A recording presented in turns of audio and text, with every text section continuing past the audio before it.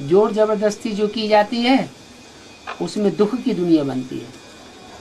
बाहर से भले कोई सर झुका भी दे, लेकिन अंदर अंदर गंदे वाइब्रेशन छोड़ता रहेगा, विरोध करता रहेगा। तो वाइब्रेशन में ज्यादा ताकत होती है या वाचा और कर्मणा में ज्यादा ताकत होती है? एक दिन उसके वाइब्रेशन ही काम में आ जाएंगे।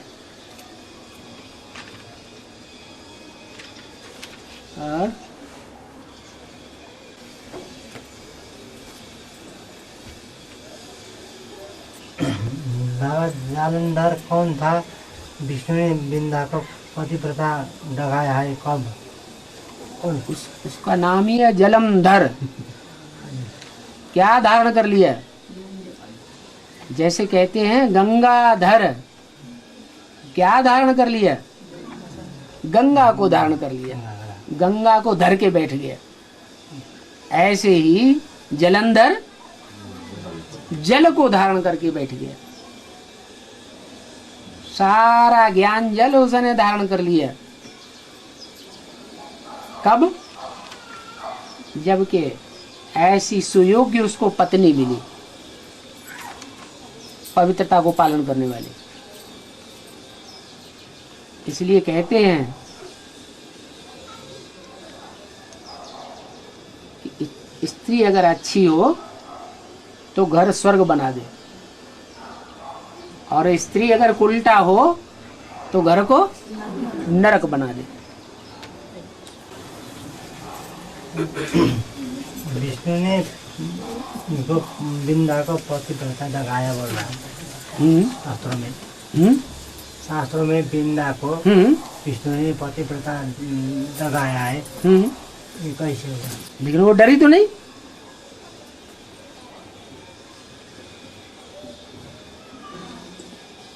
वो एक ही कथा कहानी को अनेक रूप में कह देते हैं। पार्वती को भी सप्तऋषियों ने जाकर के डराया। तो जो सच्चा होगा, दिल के अंदर से सच्चा होगा, वो डरेगा क्या? वो नहीं डरता।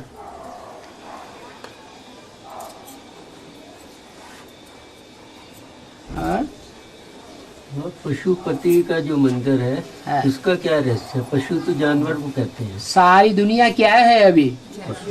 बाप कहते हैं पशुओं से भी बदतर है। अभी तुम बंदर से भी बदतर बन गए। तो ऐसे पशुओं का पति माने रक्षा करने वाला, इन पशुओं को भी ठिकाने लगाने वाला है। इसलिए पशुपतिनाथ यादगार प्रसिद्ध है। क्या? नेपाल में यादगार बनी हुई है। सारी दुनिया में जितने भी विधर्मी हैं वो सब पशु हैं।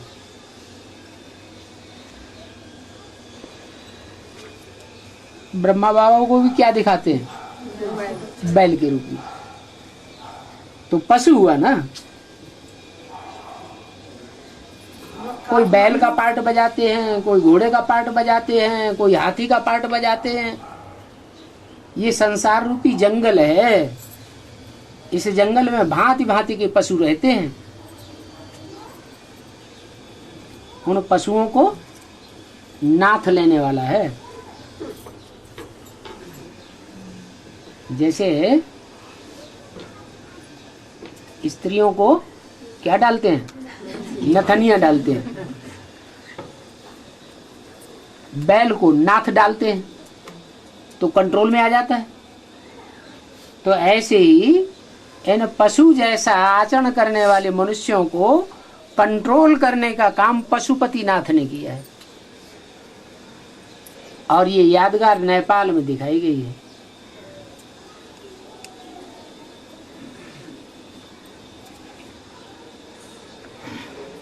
और चंद्रवंशी हैं, इस्लाम वंशी हैं, बौद्धी वंशी हैं, क्रिश्चियन वंशी हैं। इनका ये काम नहीं है कि सारी दुनिया में जो भी जानवर हैं उन सबको कंट्रोल कर लें। नहीं, ये सिर्फ पशुपतिनाथ का ही यादगार है। बाबा मंदिर में सिर्फ हिंदू अलाउड है? हाँ जी। और कोई धर्म भी नहीं सकते। हाँ जी, हाँ जी। और बाबा नेपाल में इतनी बलि क्यों चढ़ती है? नेपाल वाले ज्यादा बलि चढ़े होंगे। सिंपल सी बात। है हाँ, छोटे छोटे बच्चों को भी बलि चढ़ाना सिखाते हैं, खोखरी हाथ में दे करके। खोखरी। हाँ बाबा भक्ति मार्ग में यमराज जो भैंस चढ़कर आते हैं, कहते हैं सबको यमराज ले जाते हैं, ये प्रत्यक्ष है। यमराज का दूसरा शब्द है धर्मराज। क्या? धर्म का राजा, माने धारणाओं का राजा। जो धारणाओं का राजा है वो अपने यज्ञ में कौन सी आत्मा है जो धारणाओं का राजा है? ब्रह्मा बाबा की सोल है। ब्रह्मा बाबा की सोल ये पार्ट बजाती है अंत में। उन्होंने प्यार भी तो बहुत ज्यादा किया है, जिन बच्चों को बहुत प्यार किया है, और उन्हीं बच्चों ने पशु बन करके उनको पशुओं की तरह दुख दिया है, उन्हीं का हार्ट फेल कर दिया। तो ऐसे बच्चों से हिसाब किताब कब पूरा करेंगे? सतयुग में। सतयुग में तो हिसाब किताब पूरे होते नहीं, तो कहाँ हिसाब किताब पूरा करेंगे? यही संगम युग पर हिसाब किताब पूरा करते हैं, अच्छी तरह पिटाई धुनाई करेंगे। धर्मराज यमराज बन के। बाबा राजा हरिश्चंद्र को चंडाल के घर नौकरी करनी पड़ी, तो यहाँ संगम युग में कैसे टली होगा? यज्ञ के आदि में राम वाली आत्मा गरीब थी या साहूकार थी? गरीब थी। और ब्रह्मा बाबा साहूकार थे। फिर अगले जन्म में राम वाली आत्मा आकर के गरीब क्यों बनती है? गरीबी का पाठ तो पिछले जन्म में पूरा हुआ, ब्राह्मण बन गए, तो गरीबी तो खत्म हो जानी चाहिए। फिर अगले जन्म में आकर के गरीब क्यों बने? जरूर कुछ ब्रह्मा बाबा के साथ हेरा फेरी हुई है, इसलिए बाप बोलते हैं राम फेल हो गया। मगर सती देवी दक्ष प्रजापति को यज्ञ में हाम फाली थी। हैं? सती देवी दक्ष सती? प्रजापति को यज्ञ में हाम फाली थी। आम फाली? यज्ञ कुंड में यज्ञ विध्वंस कर दिया, कूद गई। हाँ। महादेव ने उसको उनको सबको कंधे में लेकर पृथ्वी भ्रमण किए। हाँ, उनको देवान आ गया। महादेव को भी देवान आ सकता है कि नहीं आ सकता है? देवताओं में महादेव, देवताएं तो बहुत सी आत्माएं बनती हैं, लेकिन जो देवताएं बनने वाले हैं वो मनुष्य से देवता बने हैं या हमेशा देवता थे? तो महादेव पहले मनुष्य रहे होंगे ना, मनुष्य से वो भी तो देवता बने ना। तो जो मनुष्य थे उनके अंदर देह अभिमान होता है या नहीं होता है? बल्कि जो मनुष्यों का बाप होगा वो तो और सबका बाप है, उसमें सबसे जास्ती देहवान होना चाहिए। तो देहवान की गति दिखाई गई है कि और मनुष्यों में इतना देहवान नहीं होता है, लेकिन उनमें तो इतना देहवान था कि सती के सबको लेकर के सारी दुनिया में डोले डोले फिरे। जैसे बंदरी होती है ना, बच्चा मर जाता है तो 1 महीने तक उसकी खाकर चिपकाई फिरती है, हाँ, शरीर से चिपकाई रहती है, इतना देहवान था। बाबा अभी मन्यु को 7-8 जनों ने घेर के मारा, तो यहाँ संगम युग में कैसे शूटिंग? अगर पूरा ज्ञान नहीं लेंगे, पूरा ज्ञान नहीं उठाएंगे तो घेर घेर के मारे जाएंगे।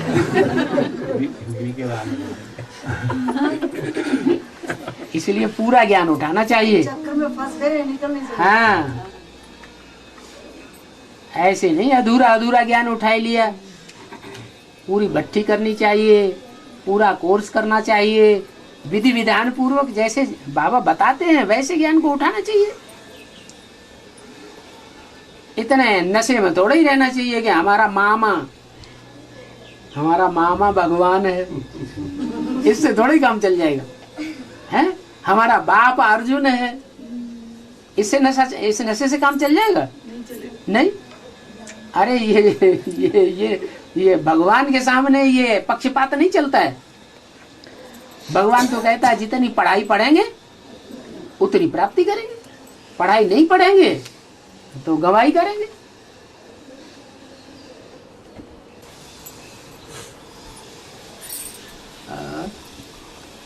बाबा टीवी से भी वाइब्रेशंस मिलते हैं क्या? जब जड़ चित्रों से वाइब्रेशन मिल सकते हैं, मंदिरों में जड़ चित्र खड़े होते हैं ना, स्थिर ही तो होते हैं, उनसे भी वाइब्रेशन मिल सकते हैं। तो जो चलचित्र है, बोलता चालता है, एक्टिंग करता है, उसे वाइब्रेशन नहीं निकलेंगे? उससे तो और ज्यादा वाइब्रेशन निकलते हैं। तो बाबा टीवी में देख के याद करना तो फिर ज्यादा अच्छा है। भले ज्यादा अच्छा है, लेकिन जब सन्मुख मिलता हो तो टीवी जड़ को क्यों देखेगा कोई? है जो मजबूर है मना, जो बंधन में है उसके लिए पूछ रही हैं? जो बंधन में है, साकार को नहीं मिल पाते, साकार से नहीं जा पाते। बंधन वालों में ज्यादा ताकत होती है याद की, कि जो निर्बंधन है उनमें ज्यादा याद की ताकत होती है? बंधन वालों की याद निरंतर हो जाती है, इसलिए वो ज्यादा ताकतवर है। ये रोना रोने की कोई बात नहीं है। सारी सृष्टि गुण दोषमयी है। एक तरफ गुण है तो दूसरी तरफ अवगुण भी है, एक तरफ अवगुण है तो दूसरी तरफ गुण भी है। बांधेलियां भी किसी से कम नहीं है।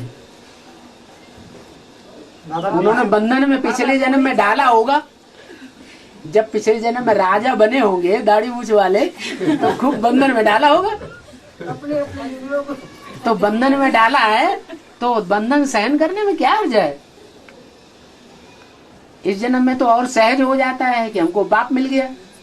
जब बांधेलियों ने पूर्व जन्म में बंधन में डाला था, उस समय तो उनको बाप भी नहीं था। और बाबा साल में एक बार लक्ष्मी की पूजा होती है, दीपावली में हर दिन नहीं होती। ये कब का इशारा है? जो जगदम्बा है, महाकाली है, और जो देवियां हैं उनकी पूजा होती रहती है। साल में 2-2 बार भी होती है, 9-9 दिन होती है। लेकिन लक्ष्मी की पूजा सिर्फ एक बार ही, एक ही दिन होती है। और लक्ष्मी जो है वो क्या देती है? स्थूल धन देती है क्या? दुनिया वाले तो समझते हैं कि स्थूल धन देती है। स्थूल धन तो नहीं देती। कौन सा धन देती है? ज्ञान धन देती। और वो अपनी जेब में से देती है क्या? है? लक्ष्मी को ये भी देह अभिमान नहीं है कि हम अपना धन दे रहे हैं अपने जेब का। वो तो निराभिमानी पार्ट है कि बाप ने हमको जो दिया वो हम दूसरों को बांटते हैं। हमारे पास देने लायक कोई चीज है ही नहीं। जगदम्बा से सब मनोकामनाओं की प्राप्ति करते हैं। अच्छी मनोकामनाएं की भी प्राप्ति करेंगे, बुरी मनोकामनाओं की भी प्राप्ति करेंगे, क्योंकि वो तो जगत की अम्बा है। मुसलमानों की भी अम्बा है, क्रिश्चियंस की भी अम्बा है, बौद्धियों की भी अम्बा है, सारे जगत की अम्बा है। अच्छे बच्चों की भी माँ है और बुरे बच्चों, राक्षसी बच्चों की भी माँ है। राक्षसी बच्चों को भी उसको संतुष्ट करना पड़ता है। लेकिन लक्ष्मी जो वैष्णवी शक्ति है, जो विष्णु देवता है, वो सिर्फ देवताओं को संतुष्ट करता है, देवताओं को वरदान देता है। क्यों देता है? और सिर्फ एक बार वर्ष में। कब? जब कल्प पूरा होता है तो कल्प के अंत में लक्ष्मी आकर के सबको धन से सराबोर कर देती है। तो भगवान की दी हुई चीज देना वो अच्छी बात है, या अपनी कमाई हुई चीज देना बच्चों को, दूसरों को देना अच्छी बात है? भगवान की जो चीज हम देन दे रहे हैं वो उसी से दुनिया का कल्याण होना है। हमारी कमाई से थोड़ा ही दुनिया का कल्याण होना है। हमारे पास है ही क्या सिवाय कखपन के? मनुष्यों के पास तो कुछ भी नहीं है। भगवान जो चीज देता है वो क्या देता है? परम नाम से धन संपत्ति लाके देता है क्या? बाल बच्चे लाके देता है क्या? क्या देता है? ज्ञान धन देता है। तो लक्ष्मी ने ज्ञान धन की कदर की और लंबे समय तक पुरुषार्थ नहीं करती है। ऐसा थोड़े टाइम के लिए वो पुरुषार्थ है ज्ञान धन बांटने का। प्योरिटी की पावर से जो धन दान दिया जाता है उसमें सात्विकता होती है। इम्प्योरिटी से जो भी काम किया जाएगा दुनिया का वो सात्विक नहीं होता है, तामसी हो जाता है।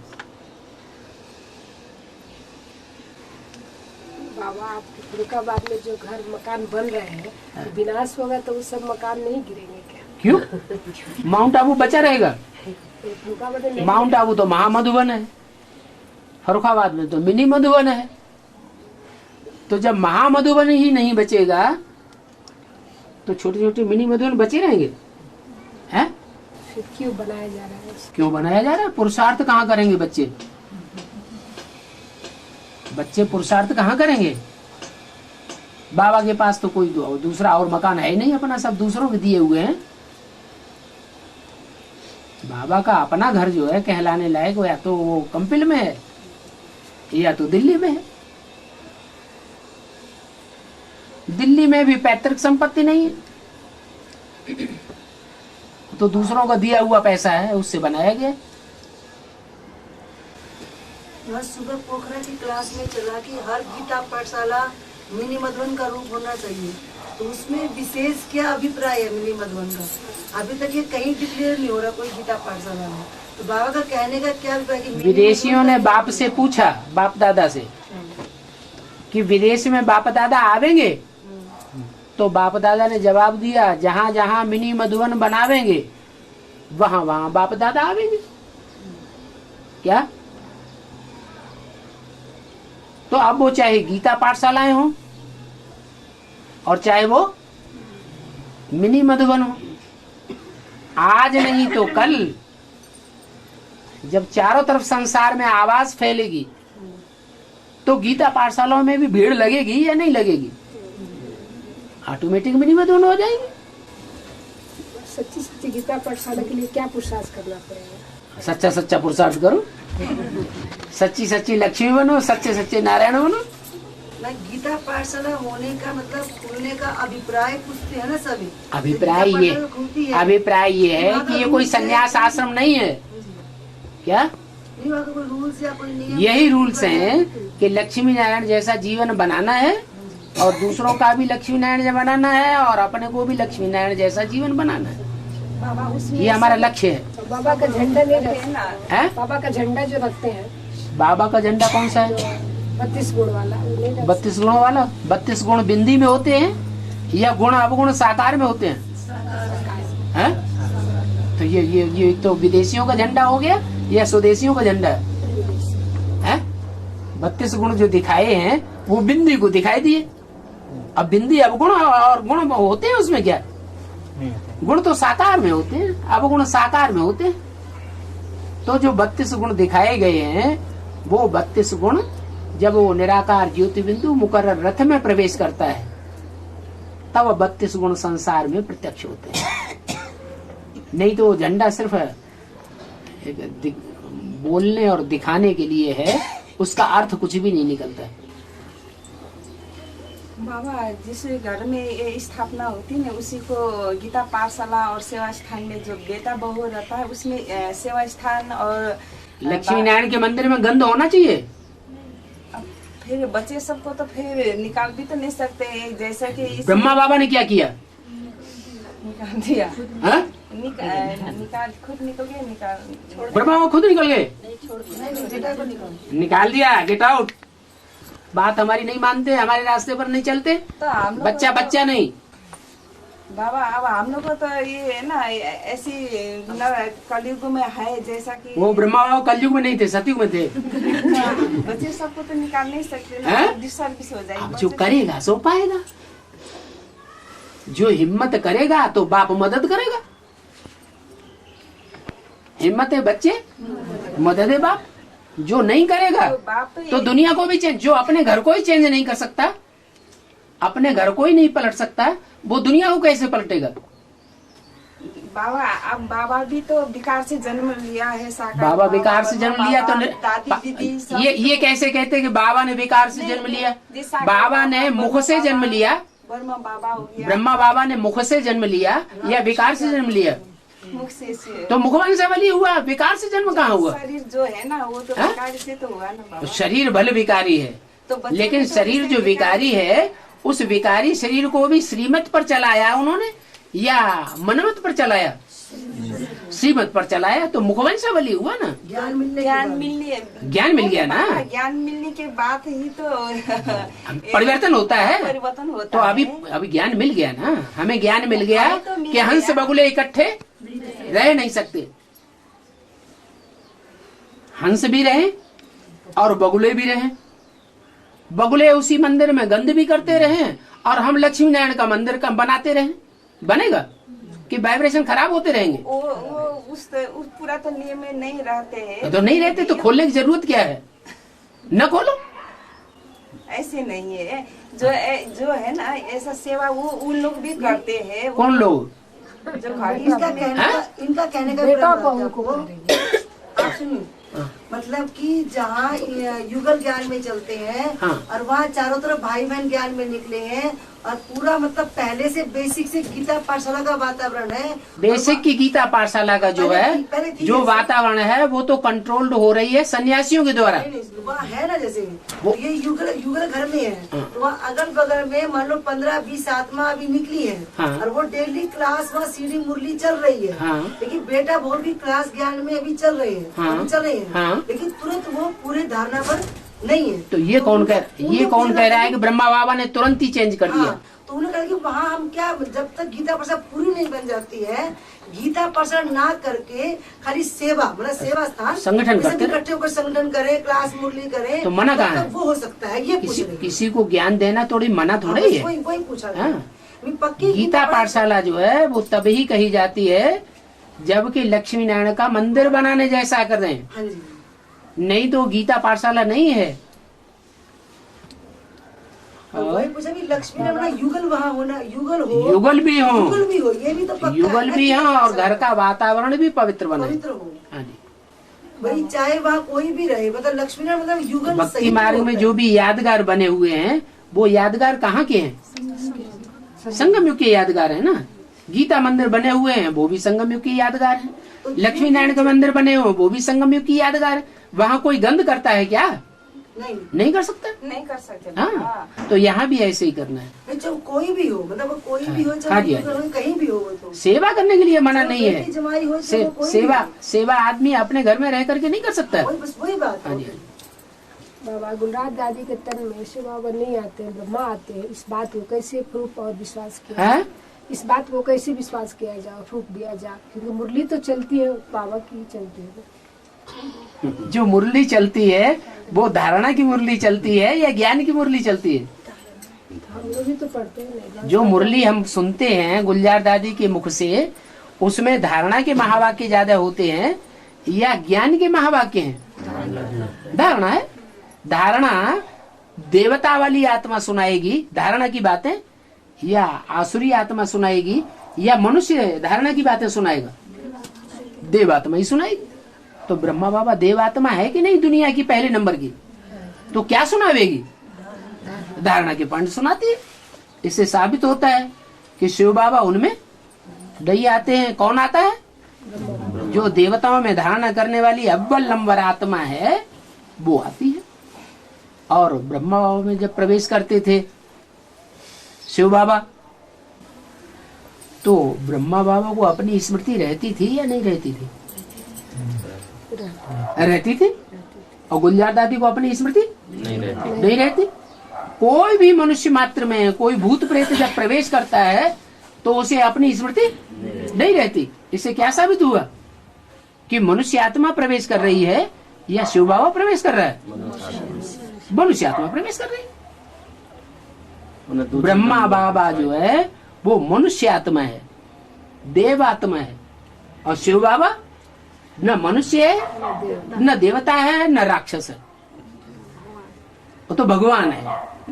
और कैसा भगवान आत्मा है, उसको कोई मान मर्तबे की दरकार नहीं। वही भी बातें 70 साल पहले भी सुनाता रहा, वही बातें अभी भी सुना रहा है। उसको कभी गुस्सा ही नहीं आता कि बच्चे मेरी बात ही नहीं मानते। नहीं, आज के मनुष्यों को तो कितना क्रोध आ जाए, है 70 साल से मैं बताता चला आ रहा हूं, मेरी बात नहीं मानते। मनुष्य आत्माएं, देव आत्माएं मान मर्तबा चाहती है, बुलाने से आती है। ब्रह्मा बाबा भी बुलाने से आते हैं, आवाहन किया जाता है, या बिना बुलाए आ जाते हैं? बुलाने से आते हैं, टाइम दे के आते हैं। और शिव बाबा बिना बुलाए ब्रह्मा में आ जाते थे। अभी भी अभी बुलाने से आते हैं, अपने आप आ जाते हैं, अपने आप आ जाते हैं।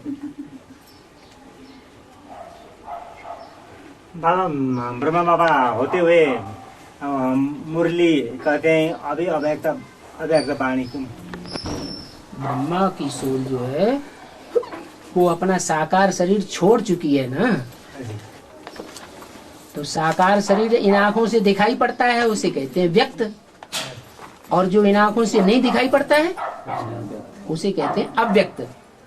तो ब्रह्मा बाबा का जो सूक्ष्म शरीर है वो आंखों से दिखाई पड़ता है, इन आंखों से दिखाई पड़ता है, इसलिए अव्यक्त है। गुलियार दादी में अव्यक्त बाप दादा आते हैं। बाप इसलिए कहा जाता है कि जब गुलजार दादी में प्रवेश करती है ब्रह्मा की सोल, तो निरंतर याद में रहती है।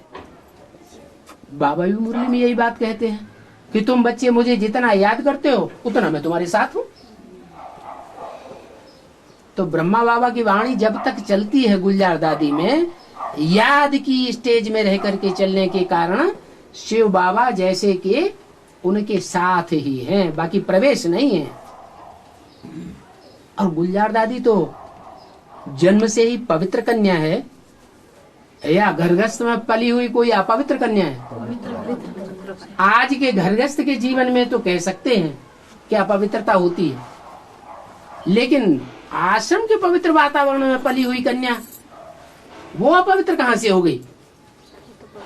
और शिव पवित्र चोले में प्रवेश करते हैं या अपवित्र में? पतितन में आते हैं। गुलजार दादी को कौन कहेगा कि ये अपवित्र है? किसी में साहस है? पवित्र कन्या को अपवित्र कैसे कोई कह देगा?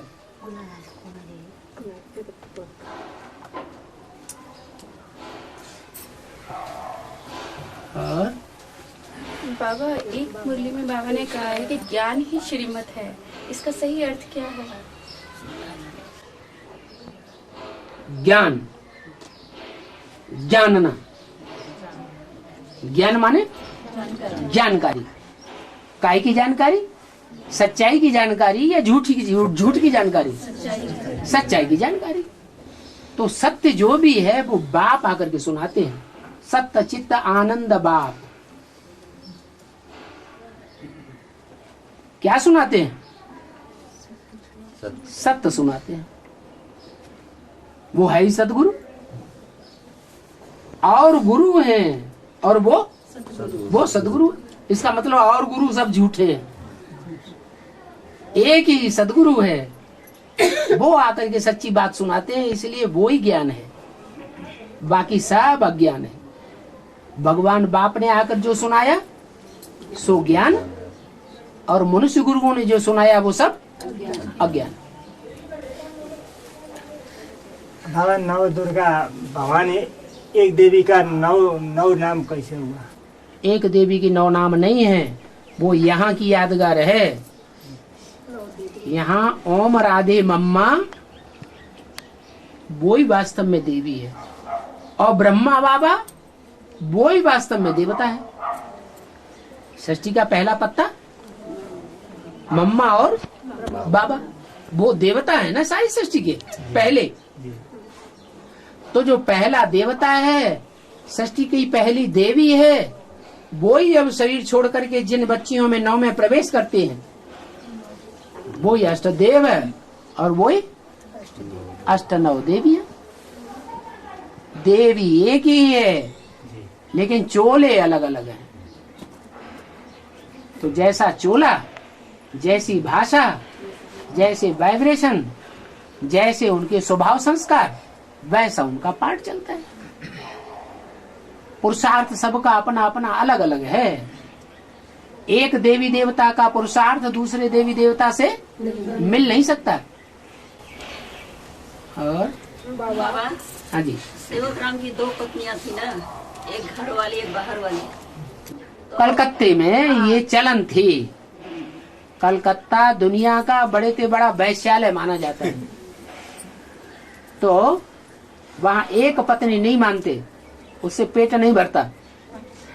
कोई 4-4 पत्नियां भी होती थी, 4-4 मकान बना के देते थे। तो 2 की बात आई है। तो ब्रह्मा बाबा की जो दीदी थी वो घर वाली थी कि बाहर वाली थी?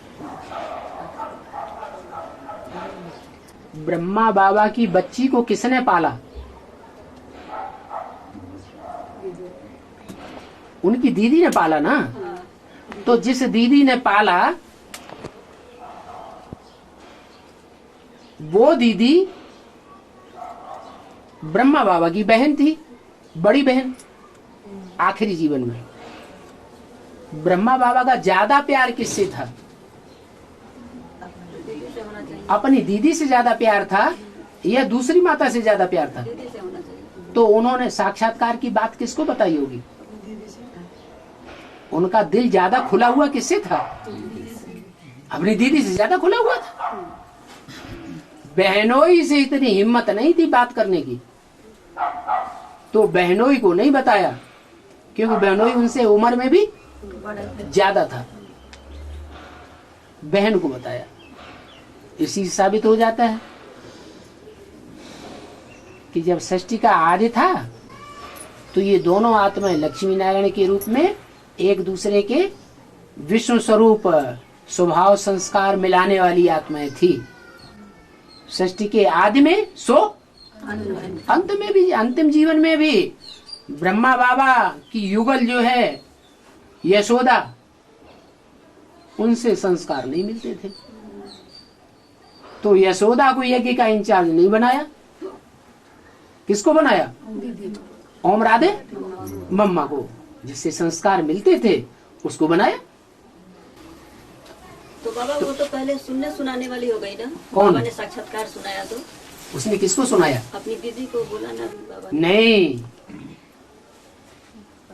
जो अच्छी माताएं होती हैं वो अपने पति को संतुष्ट करना चाहती हैं या खुद संतुष्ट होना चाहती हैं?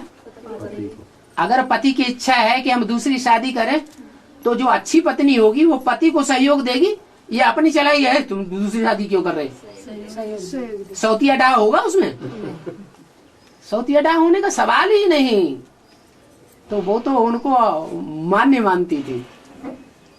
बाबा भी मुरली में कहते हैं कि अगर तुम्हारा पति ज्ञान में नहीं चलता है, कहता है हम दूसरी शादी करेंगे, तो खुशी खुशी उसको परमिशन दे दो। हाँ तुम दूसरी शादी कर लो, हमको पवित्र रहने दो, उसकी सेवा करो, दासी बन जाओ कि हम उसकी दासी बन करके उसकी सेवा करेंगे, हमको तुम पवित्र रहने दो। और वहां तो बनी बनाई बात थी। तो लक्ष्मी का पार्ट बजाने वाली वो आखिरी जीवन में भी ऐसे पवित्र संस्कारों वाली थी कि अपने पति को सहयोग देना है कोई भी हालत में। तो दूसरी पत्नी को रिगार्ड से रखेगी या डिसरिगार्ड करेगी? रिगार्ड से रखा। उसने जो सुना सो उसको बताया, दूसरी को बताया। और दूसरी जो थी वो ज्यादा मुंह लगी थी। किसके साथ? नहीं, राम वाली आत्मा के साथ। ज्यादा जो मुंह लगी होती है वो तो वाचा की देवी होगी ना। तो वाचा की देवी का काम क्या है? कान से सुन लेना और पट पट पट पट सुना देना। सुन भी लिया और फिर सुना भी दिया। ये सुनना सुनाने का फाउंडेशन भक्ति मार्ग का फाउंडेशन हो गया। फिर ब्रह्मा बाबा को निश्चय किसने कराया कि तुम कृष्ण बनोगे? ब्रह्मा बाबा को जन्म कौन देता है सतयुग में? लक्ष्मी। तो यहाँ निश्चय कौन कराएगा? ब्रह्मा बाबा को धारणावान के द्वारा निश्चय बैठेगा कि बट पट पट पट बोलने वाले का निश्चय बैठेगा? है? ब्रह्मा बाबा खुद धारणा वाली आत्मा है, तो उसको निश्चय बिठाने वाला कौन होगा? धारणावानी होगा। राम और कृष्ण का जो पाठ चल रहा है, एक ही आत्मा बजाती है कि दोनों दो आत्मा बजाती है? राम और कृष्ण की आत्माएं दो हैं या एक आत्मा है? संगम युग में भी एक ही है। संगम युग में एक ही आत्मा है। वही राम है, वही कृष्ण है, वही शिव है। वो तो भक्ति मार्ग में जैसे कह देते हैं, अच्युतम केशवम राम नारायणम कृष्ण दामोदरम वासुदेवम हरिम श्रीधरम माधवम गोपिका वल्लभम जानकी नायकम रामचंद्रम भजे, सबको मिला के इकट्ठा कर दिया। तो ऐसे है क्या? राम वाली आत्मा अलग है, राम बाप को कहा जाता है, बाबा ने खुद मुरलियों में अंतर बताया है। कृष्ण बच्चे को कहा जाता है, वो बच्चा बुद्धि का पार्ट बजाती है, और राम वाली आत्मा बाप समझदार का पार्ट बजाती है। तो दोनों में बहुत अंतर है, एक रचयिता है और एक रचना है। अलग अलग आत्माएं हैं, और शिव की आत्मा भी अलग है एक ही शरीर में तीनों, फिर भी तीनों का पार्ट अलग अलग है। और बाबा माउंट आबू जो जाने का काम है, 18 के पहले के 18 का बाद? अभी नहीं जा रहे हैं। नहीं, अभी तो जाने वाले अभी नहीं जा रहे हैं। तो जा रहे हैं बाबा। अभी वहाँ मकान नहीं खरीद रहे हैं, जमीन नहीं खरीद रहे हैं, वहाँ जाके रह नहीं रहे हैं। बाबा जाएंगे उसके बाद ना बाबा। बाबा नहीं, आपको कैसे मालूम बाबा जाते हैं कि नहीं जाते हैं? अनुमान से नुकसान हो जाता है, अनुमान क्यों लगाते? नहीं, बोलते हैं ना एक ट्रेन चलेगी बाबा। हाँ, वो ठीक है, वो लास्ट में मजबूरी की बात है। जैसे यज्ञ के आदि में हुआ, हिंदुस्तान पाकिस्तान का अचानक जब बंटवारा हो गया, तो हिंदू मुसलमानों में झगड़ा हो गया शुरू। तो वो अचानक हुआ, अचानक जो झगड़ा हुआ उसमें मारकाट हो गई।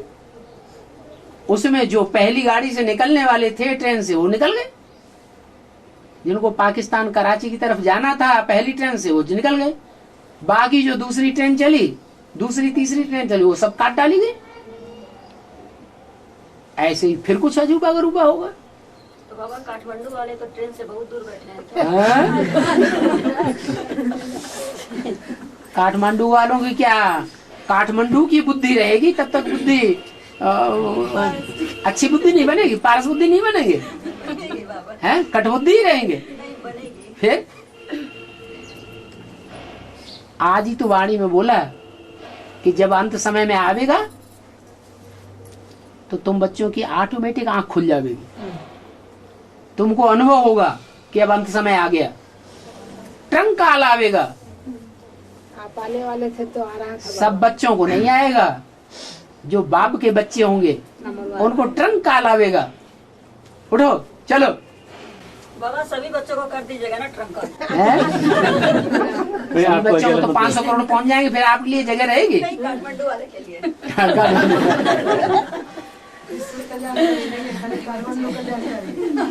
बेसिक वाले भी वहाँ पहुंच जाएंगे, है वहाँ पहुंचेंगे और कान पकड़ के अलग करेंगे।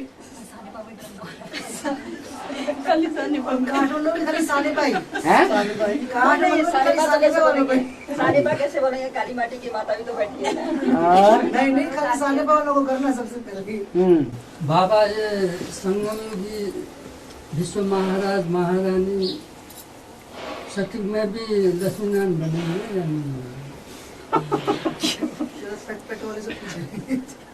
जो संगम युगी स्वर्णिम युग है वो फाउंडेशन का युग है, और जो सतयुग है वो फाउंडेशन का युग नहीं है। ज्यादा महत्व किसका है? फाउंडेशन का युग का महत्व है। जिसने अंत किया उसने सब कुछ किया। कृष्ण वाली आत्मा साकार अपने शरीर से अंत नहीं कर पाती। राम जैसी आत्माएं जो हैं वो इसी जीवन में, इसी शरीर से, इन्हीं आंखों से सारी सृष्टि का अंत देखेंगे। कितनी पावरफुल आत्माएं होंगी, साधारण आत्माएं नहीं है। और भक्ति मार्ग में दिखाते हैं कि शंकर कृष्ण को देखने गया। ये संगम युग में कब का? तो बच्चा है, बाप बच्चे को देखने नहीं जाएगा? तो कब का सुनिएगा बाबा? हैं? कब का है? जब बाप है तो बाप तो अपने बच्चे को देखने जाएगा ना। जाएगा। हाँ, क्या बड़ी बात हो गई? नहीं, कब? कब? आदि में। आदि में माने मतलब कब की शूटिंग है ये? संगम युग की ही शूटिंग है। तो कब तो बाबा? अरे इसका मतलब मुरलियां पढ़ते ही नहीं, ध्यान ही नहीं देते अभी है। संगम युगी कृष्ण के बारे में कुछ बताया कि नहीं बताया है? संगम युगी कृष्ण और सतयुगी कृष्ण, इन दोनों का अंतर बताया है कि नहीं बताया? बताया है। तो संगम युगी कृष्ण है, जब संसार में प्रत्यक्ष होगा तो बच्चा भी प्रत्यक्ष होगा या सिर्फ बाप ही प्रत्यक्ष होगा? बाप बच्चों के बगैर एक कदम भी आगे नहीं बढ़ा सकते। क्या? बाप भी प्रत्यक्ष होगा और बाप के साथ बच्चा भी प्रत्यक्ष होगा। कृष्ण जयंती सो बाप की जयंती, बच्चे की जयंती सो बाप की जयंती। तो कब होगी? है? तो फिर पूछते काहे के लिए? आपके मुख से सुना और किसके मुख से सुनाया गया? वो टीवी से सुने थे बाबा। हाँ जी, सीधी से बोलिए। ये दुर्गा भवानी ने हैं? दुर्गा भवानी ने महिषासुर को चंड मुंडा को मार डाली। है? वो कब हैं? कब की मिसाल है? अभी की मिसाल है। अभी महिषासुर माने जो भैंसे की तरह आचरण करने वाला है, भैंस बुद्धि, जिसकी बुद्धि में ज्ञान के पॉइंट बैठते ही नहीं, ऐसी भैंस बुद्धियों को वो हनन कर देती है। 1.5 प्रकार के असुर दिखाए है, एक ही बात। आसुरी दुनिया का विनाश बाप नहीं करते हैं, किसके द्वारा कराते हैं? असुर संहारिणी शक्तियां गाई सब। बाबा वैष्णो देवी में भैरवनाथ कौन है? भैरव कहते हैं भयंकर। और बाबा अपने पति को बाबा का बनाने के लिए क्या पुरुषार्थ करना पड़ेगा? अमृत वेले बैठ करके सर्च लाइट दो, कुछ मेहनत करो, है कुछ नींद का त्याग करो।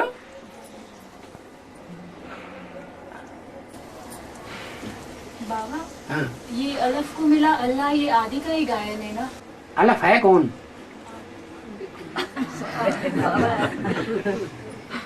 अल्लाह तो कहा जाता है जो सबसे ऊंचा है, उसको कहते हैं अल्लाह। तो सबसे ऊंचा तो रामकृष्ण तो नहीं है सबसे ऊंचे। रामकृष्ण अगर सबसे ऊंचे होते तो फिर वो किसी को याद ही नहीं करते, लेकिन वो भी तो याद करते हैं ना। तो वो जिसको याद करते हैं वो ही अल्लाह है। और वो अल्लाह किसको मिला है? बे को नहीं मिला, बे को यज्ञ की बादशाही मिल गई, लेकिन अल्लाह नहीं मिला। ब्रह्मा बाबा ने इतना ज्ञान उनके मुख से सुनाया, शिव बाबा ने, लेकिन ब्रह्मा बाबा ने बाप को नहीं पहचाना। पहचाना क्या? बाप को नहीं पहचाना, उनका पार्टी नहीं था। तो वो अलफ हुआ कौन? पहला नंबर, पहले अक्षर को कहते हैं अलफ। उर्दू में जितने भी अक्षर हैं उनमें पहला अक्षर है अलफ। अलफ महत्वपूर्ण है, नुक्ता उतना महत्वपूर्ण नहीं है। उसका महत्व तब है जब अलफ के साथ हो। कोई भी अंक को बिंदी का महत्व नहीं है। बिंदी का महत्व तब होता है जब कोई अंक रखा जाए, 1, 2, 4, 8, इसके ऊपर अगर बिंदी रखेंगे तो उसकी वैल्यू हो जाएगी, नहीं तो कोई वैल्यू नहीं। तो ऐसे ही अलफ को मिला अल्लाह, जो अलफ है वो आत्मा है जो आदि में भी खड़ी हुई थी और अंत में भी खड़ी होती है और मध्य में भी खड़ी हुई होती है, निश्चय बुद्धि होती है। आदि में भी जब शरीर छोड़ा तो बुद्धि में था, अलफ को मिला अल्लाह, बे बादशाही सारी भागीदार को दे दी। तो बाबा शरीर क्यों छोड़ना पड़ा है? शरीर क्यों छोड़ना पड़ा जब ज्ञान में इतने जरूरत जब जरूरत पड़ती है तो सब कार्य किया जाता है। राम वाली आत्मा के लिए यह सौभाग्य की बात है या दुर्भाग्य की बात है कि फेल हो गया? जो पहले फेल हो गया वो पहले अनुभवी बन गया।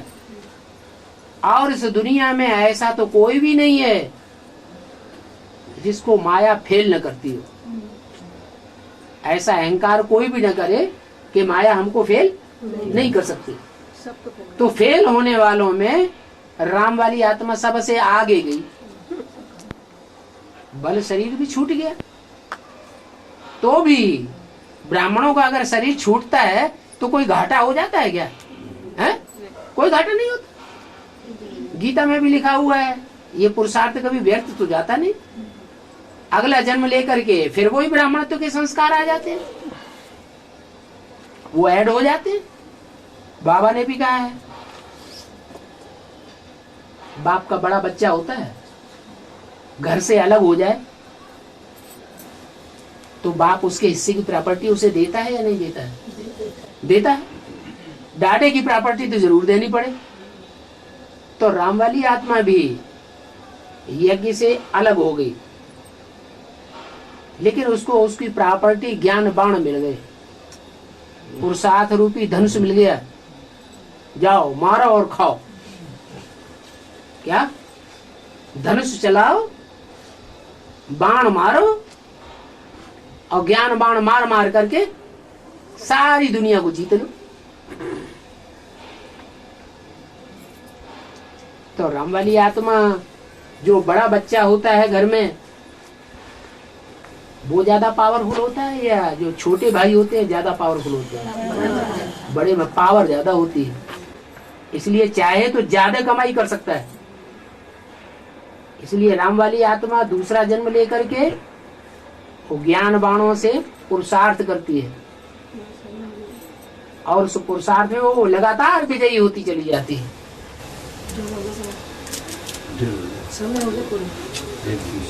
बाबा संगम युग में किसने मक्खन चुराता है कि नहीं बाबा? क्यों नहीं चुराता है? मक्खन चुराया, गोपियों को भगाया। मुरली में तो बताया है ये सारी प्रजापिता की कहानी है। नाम रख दिया है कृष्ण का, ब्रह्मा बाबा का नाम रख दिया है, प्रजापिता का नाम उड़ा दिया है।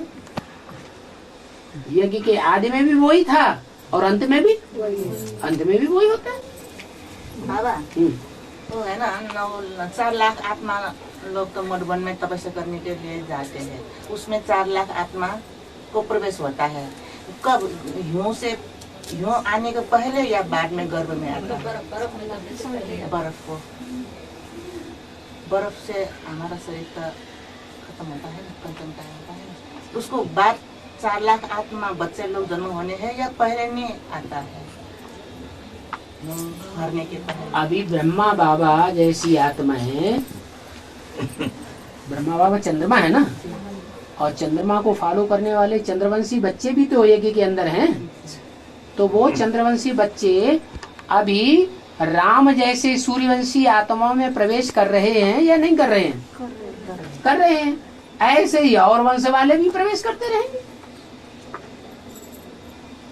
बर्फ से भरने बर्फ की बात तो तब की है जब एटम बम फटे और एटम बम की गर्मी से समुद्र का सारा पानी भाप बन के ऊपर उड़े और मूसलाधार कई दिन तक बरसात हो, तो दुनिया का टेम्परेचर एकदम डाउन हो जाएगा। जब दुनिया का टेम्परेचर ही बिल्कुल डाउन हो जाएगा तो सारी दुनिया में बर्फ ही बर्फ हो जाएगी।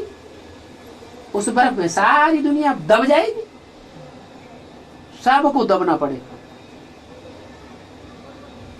जो जन्म देने वाले हैं उन सब के शरीर दब जाएंगे,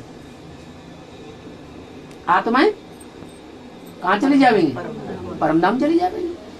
फिर अपने अपने टाइम पर वो आत्माएं उतरती रहेंगी, जहां जहां बर्फ हटनी होगी वो बर्फ हट जाएगी और उनमें प्रवेश होता जाएगा।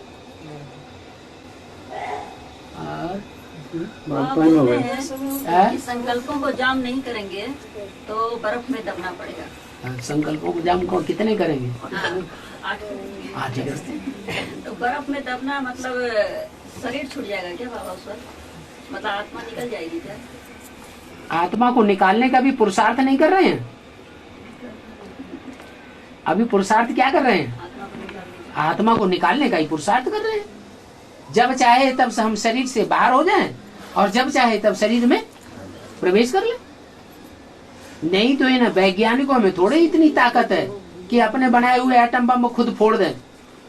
वो खुद ही डरते हैं कि अगर हमने इनको फोड़ना शुरू कर दिया तो हम भी नहीं बचेंगे। हाँ जी।